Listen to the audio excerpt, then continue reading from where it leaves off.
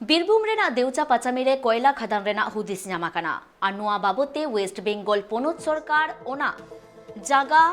ᱡᱟᱦᱟᱸᱭ ᱠᱚ ᱮᱢᱚᱜᱼᱟ ᱩᱱᱠᱩ ᱫᱚ ᱜᱷᱟᱨᱚᱸᱡᱽ ᱯᱤᱪᱷᱤ ᱢᱤᱫ ᱦᱚᱲ ᱠᱟᱛᱮ ᱥᱚᱨᱠᱟরি ᱪᱟᱹᱠᱨᱤ ᱥᱟᱶᱛᱮ ᱠᱷᱚᱛᱤᱯᱩᱨᱚᱱ ᱠᱟᱹᱣᱰᱤ ᱮᱢ ᱨᱮᱱᱟᱜ ᱠᱟᱛᱷᱟᱭ ᱨᱚᱲ ᱞᱮᱫ ᱛᱟᱦᱮᱸ ᱠᱟᱱᱟ। ᱢᱮᱱᱠᱷᱟᱱ ᱚᱸᱰᱮ ᱨᱮᱱ ᱛᱷᱟᱹᱱᱤᱛ ᱦᱚᱲ ᱠᱚᱣᱟᱜ ᱢᱮᱱ ᱡᱮ ᱩᱱᱠᱩ ᱪᱟᱥ ᱟᱵᱟᱫ ᱠᱟᱹᱢᱤ ᱦᱚᱨᱟ ᱠᱟᱛᱮ ᱜᱮ ᱵᱷᱟᱜᱮ ᱢᱮᱱᱟᱜ ᱟᱠᱟᱫ ᱠᱚᱣᱟ ᱟᱨ ᱩᱱᱠᱩ ᱡᱤᱣᱤ ᱪᱟᱞᱟᱣ ᱜᱚᱫᱚᱜ ᱨᱮᱦᱚᱸ ᱚᱱᱟ ᱡᱟᱜᱟ ᱫᱚ বাংক এমোয়া। আমরা আমাদের জমি দেব কেন? আমরা তো আমাদের জমিতে দুবার ফসল হয়, সেই ফসলেই তো আমাদের সব কিছু হয়ে যাচ্ছে। অতএব আমরা আমাদের জমিটাকে বিক্রি করবোই বা কেন, সেই প্রশ্নটা আসছে কোথা থেকে? কেন সরকার সরকার আমার গরু আমি নিজে জানলাম না যে আমার গরু বিক্রি হচ্ছে কিনা। ও নিজে ওইখান থেকে ঠিক করছে যে আমার গরুর দাম কেনা বেচা ঠিক করছে। কেন সেটা তো আমি জানিই না যে আমার গরু বিক্রি হচ্ছে। সেটা আমাকে জিজ্ঞেস করবে, আমি হ্যাঁ বলছি কিনা। আর হ্যাঁ আমাকে জিজ্ঞেস করলেও আমি না বলবো, কারণ আমার ব্যাপার, আমার ব্যক্তিগত ব্যাপার। আমি কেন আমার গরুকে মানে ওরা ঠিক করবে আমি বিক্রি করবো কিনা। আমাদের ক্ষতিপূরণের জন্য মানে পয়সাও দিতে হবে না, আমরা বিক্রিও রাজি নই আর বিক্রিও করব না, কোনোদিন কয়লা খনিও করতে দেব না, ছাড়বো না। কি করে জোর করে নেবে? সেই কোন আইনে আমাদের জমিটা ও নিজে জোর করে নেবে? আমাদের তো এমনিতে আমাদের মহিলারা অনেকেই মার খেয়েছে যাতে আমাদের জমি আমরা দেব না বলে। nak jumi nak tinggi boy nyekrinya gider pider nak kutinya unku cek ku joma inya kring leka in ma nin gojoin ado unku gider do cek ku jom tinya ado inda boy nyekrinya ar ukase ha boy chalaa inda onde gin tehena gider pider ho onde ku tehen tinya undin koy ale tehen ina nito bale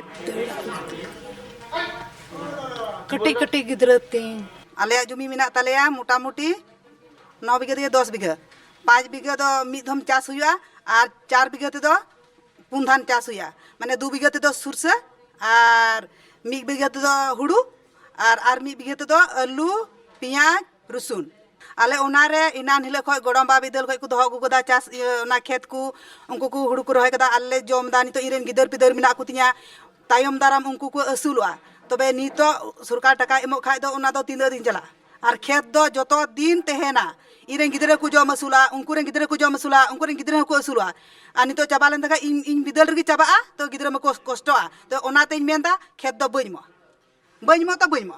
जान चले जाते पारे दिए देव कोनो असुविधा नहीं सब দিয়ে দেবো কিন্তু শেষ রক্তবিন্দু থাকা পর্যন্ত বলে রাখলাম কোনোভাবে আমরা ওখানে কয়লা খাদান গ্রাহ্য করব না। মানে সরকার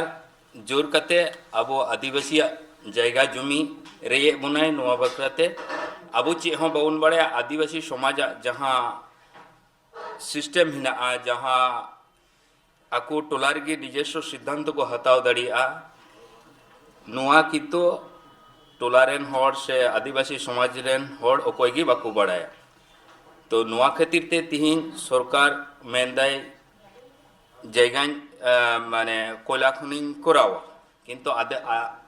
आले आदिवासी दो ओना एलाका रेन हर दो बाले बाड़ाया चेलका भावे कराव दाय चिदा कराव दाय नुआ को कोनो ये मध्य रेगे बांग हजु कानते आले सुझी ले मेनदा कोयला खनि बाले हुई जुआ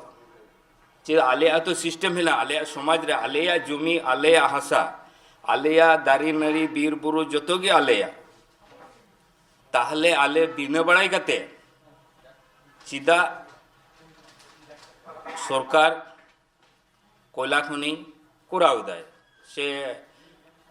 कराव मेन दाय होना परिप्रेक्षिते आले जोर जबस्ती करते तो बाले कराव चाहिए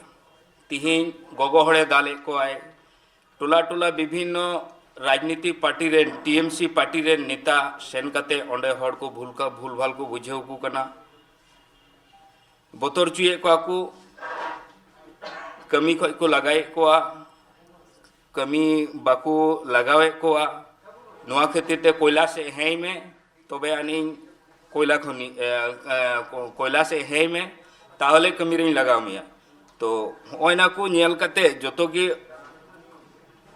नुआ चारिदिके नुना परिस्थिति मध्य रहो आले आगामी 20/2/2022 तारीख हिले जहाँ इलाका रे कोयला खनि हुयुगो कना जहाँटे कोयला खनि को मेन चुदा देवानगंज हरिसिंगा केंद्र पहाड़ी विभिन्न इलाका आशे पासे रेन हर निये 20 तारीख आले मिटे जनसभा ले अहोकादा उना जनसभा तालारे दिसम रेन जतो भागी हर बुद्धि सम्पन्न तारपरे समस्त गणसंगठन से जहां हर